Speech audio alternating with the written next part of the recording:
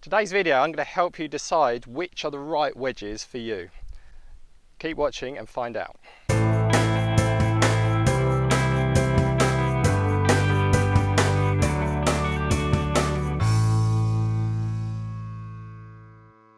Andy Shakespeare here, PJ Professional at the Warren Estate in Essex. Today's video, I'm going to help you decide what is the right wedge for you and how many wedges you should have in your bag. So if you're new to my channel or you haven't done so already, please remember to hit subscribe and make sure you click the bell so you don't miss any of the latest releases. When it comes to choosing a wedge, it can be a bit of a minefield. So I've got a bag here of Titleist SM8 Vocu wedges, and their current setup, they have 23 different bounce, lofts and grind options. So it can be very confusing what are going to be the right wedges for you.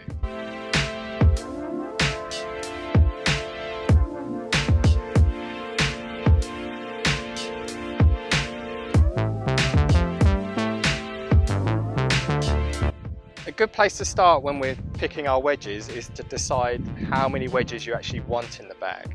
So for me personally, I have my pitching wedge, my gap wedge, my sand wedge and my lob wedge. So I like to carry 4 wedges. However, if you're someone who likes small woods and hybrids in your bag, then you're going to need to maybe lose one of those wedges and only have 3 in the bag. So by knowing how many wedges we need, we can decide how we're going to fill the gaps. So once we know how many wedges we want, we need to decide what is the most lofted wedge that you're comfortable using. So there's no point putting a 62, a 64 degree wedge in your bag if you're unable to use it. So for me, my maximum lofted wedge is actually only 58 degrees. So some of you might prefer the 60 degree, but for me, I really like having the 58, and I feel I get plenty of loft with that to hit any shot I need around the green. So once you know the most lofted wedge you need in your bag, you need to find out what loft is on your pitching wedge. So if you go to your local pro, they'll be able to give you advice on this, but generally you can Google your set and you can find the specifications of your set there. So for me, I'm playing with the T100 irons, and my pitching wedge in that standardly should be 46 degrees. However, mine are custom built and my wedge is actually 45 degrees. So then I need to make sure I'm filling the gap between 45 and 58 with the right wedges in the middle. So from a 45 degree wedge, I actually go into a 50 degree wedge, and I actually have that bent to 49 degrees. So I've got a 4 degree gap there, and I've got a nice space in my set. So then from my 49 degree wedge, my next wedge is 54. So this gap's now 5 degrees, but I'm quite comfortable with that. I don't really have an issue with distance control between my full sand wedge, which is probably going 105 yards, and my full gap wedge, which is going 125 yards. I can quite easily hit different shots between 125 and 105 yards by hitting my gap wedge with less effort and hitting different distances through there. So then my gapping now is 45 pitching wedge, 49 in my gap wedge, 54 in my sand wedge and 58 in my lob wedge. So you can see I've got 4 to 5 degrees of gapping between my wedges, and that's just very good spacing when I'm out on the golf course. And it just mirrors in nicely with the irons that they'll typically have 4 degree gapping between all the lofts in your irons in your set. Once you know which lofts you want through your wedges, then you can start to look at which bounce options you're going to have with those lofts. The SM8 Vocu wedges have 23 different options. So their lofts go from 46 degrees all the way down to 62 degrees. And they have 2 degree gapping between each of those wedges, and they have different bounce options on each of those lofts. So for example, I bring up a 60 degree lob wedge here. So you should be able to see it's got 60 04L. So the 04 stands for the bounce. So there's 4 degrees of bounce between the sole of the club and the leading edge. So there's a 4 degree angle in there. And the low bounce, they've done it in terms of the profile of the club. You'll see there's a nice curve on the sole of this club. So why would a low bounce club be appropriate? So it's really important to look at your turf conditions that you might have at your golf club.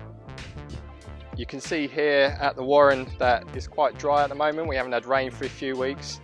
So potentially using a lower bounce wedge might be a good addition to your bag because the club's going to slide under the ball on those tight, firmer lies. So if it's the softer turf conditions, you'll start to look at something with a bit more bounce.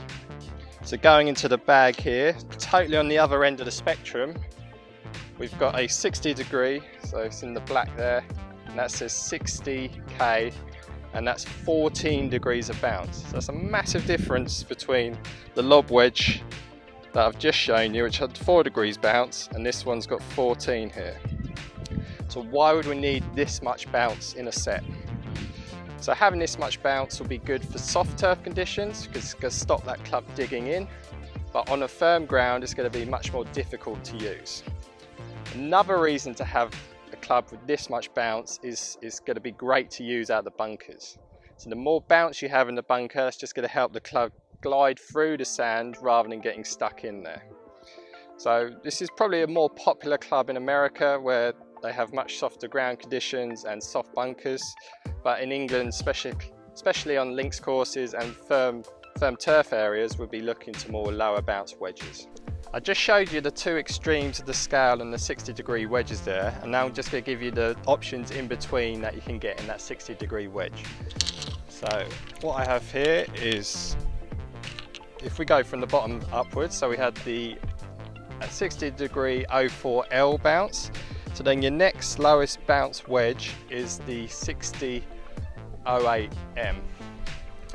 So on the M profile, you'll see that it's very similar to the L, that it's got this curve feature here, and the back of the sole of the club is being ground away.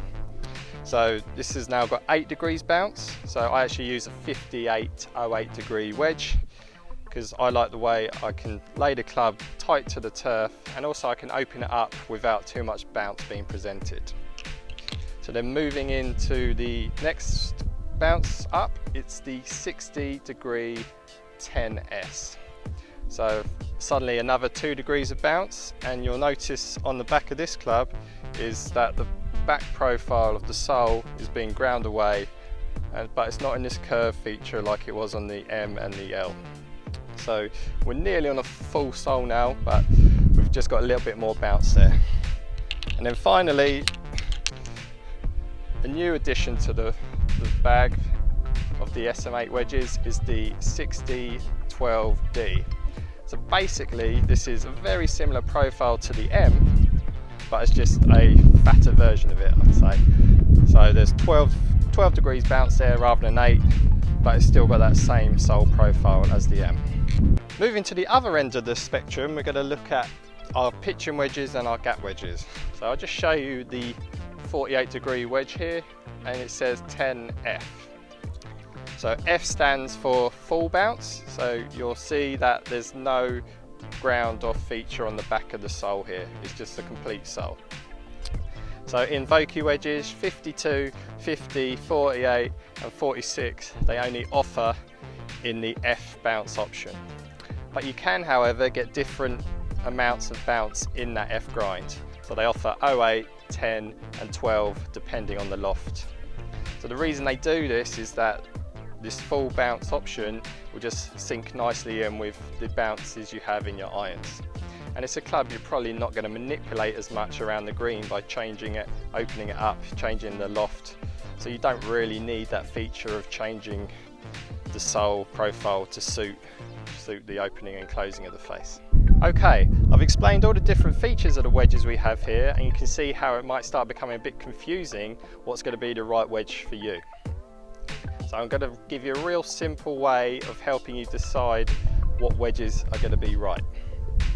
So basically, there's two main factors we need to look at. So first of all, it's going to be ground conditions. So the harder the ground is, the less bounce you're going to want to have on your wedge. And the softer the ground is, the more bounce you're going to want. The second factor is going to be your swing style, your swing type. So the steeper you are, so this means if you're coming in on a steeper angle, you're going to want more bounce on that wedge to stop the club digging in. But the shallower you are, so how you're going to brush the grass more, you're actually going to want less bounce on there because you'll be nipping the ball off the top.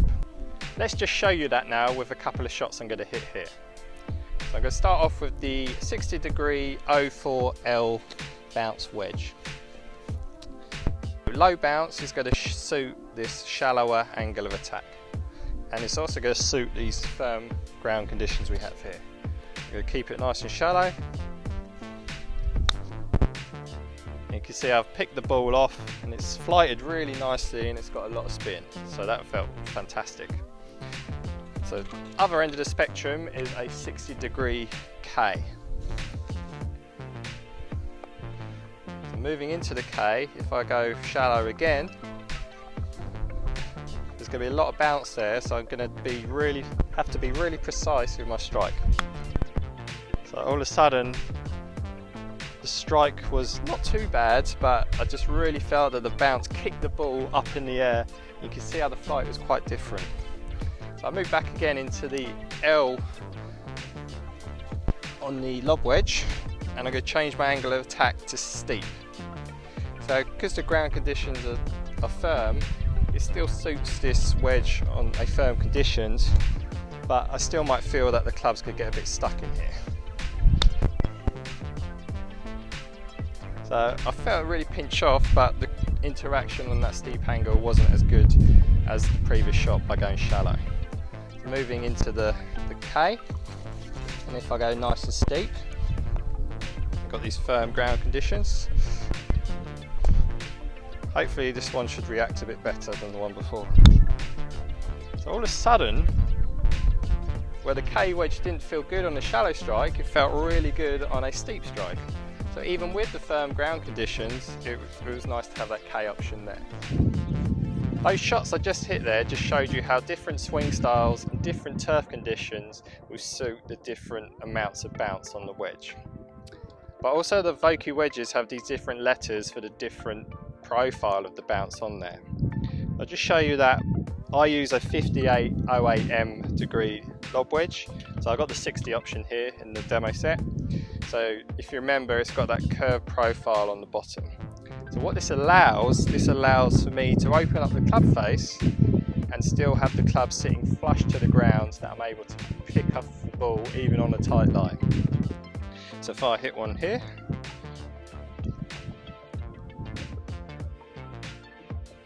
and I open up the club face, I should still be able to play a lob shot even though the lie is very tight.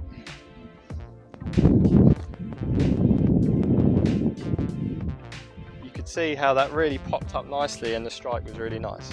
So if I try and do the same shot again with the K grind, it's going to be much more difficult for me to get under that on the firm ground conditions. So I'll do that again. So all of a sudden the leading edge is starting to poke up in the air, and visually I'm not liking the look of that.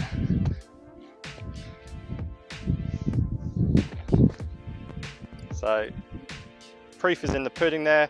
I've hit the lob shot, but because there's too much bounce, I've not been able to get the leading edge under the ball, and I've caught it a bit thin and it's flown well past my target. Okay, so I've explained the main features of the wedges here, and you can see how different wedge grinds, different options are going to suit different players and different ground conditions.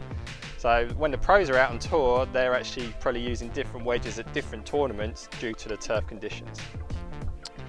Moving further up the wedge, we've got a few other options as well. So we've got the shaft of the wedge. So in the Vokey, they come in the wedge flex. So this is a standard wedge flex for most of the wedges, and it's just a great shaft that they've used for years.